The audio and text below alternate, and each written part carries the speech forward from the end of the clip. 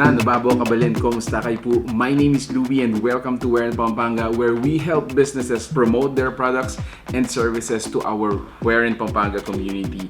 For today's vlog, we would like to thank ChicKebab for sending us 20 sticks of kebab. Just to give you a trivia, guys, kebab came from the Turkish word kebab. So ang original dish na kebab from Turkey, which means cut up pieces of flame grilled meat.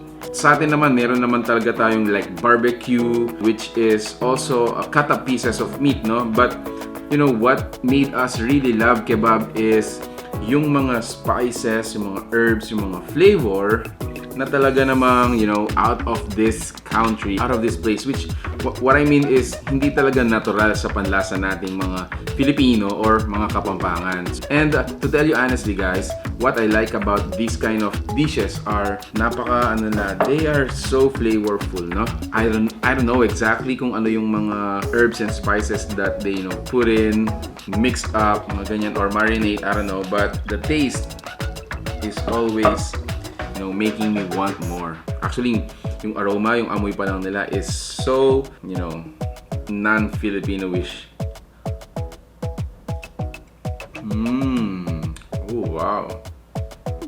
Each food box na katulad nito has 5 sticks for only 199 pesos. You can get this one. You can also order from them yung mga ready to cook.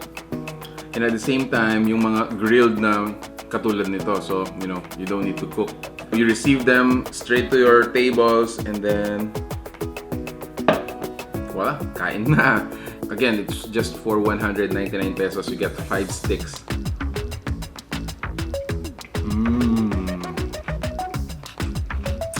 Wow. On each sticks, you have chicken meat. In between, nakaskew yung mga bell pepper natin dyan. You have red bell pepper, green red bell pepper. You have onions, and you have tomatoes. For a minimum of 10 sticks orders, they're gonna deliver it for free.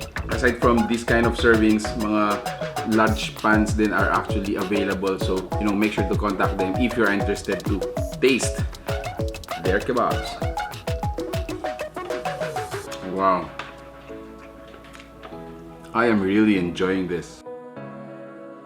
And then lastly, guys, let's watch out on their fan page. They're gonna be soon serving grilled pusit and baked oysters. Wow, I think I'm gonna have another one, and then later on I'm gonna share this to my family, you know, as I always do, guys.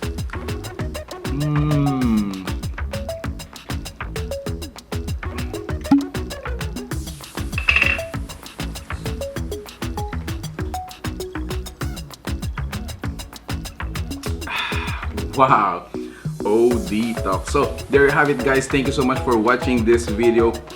If you like the food that you saw in this vlog, guys, make sure to, you know, give it a thumbs up, share it with your friends, and make sure to contact ChicKebab, which is flashing on your screens, the number 2 call. So make sure to order from them. I really enjoyed yung mga kebab nila.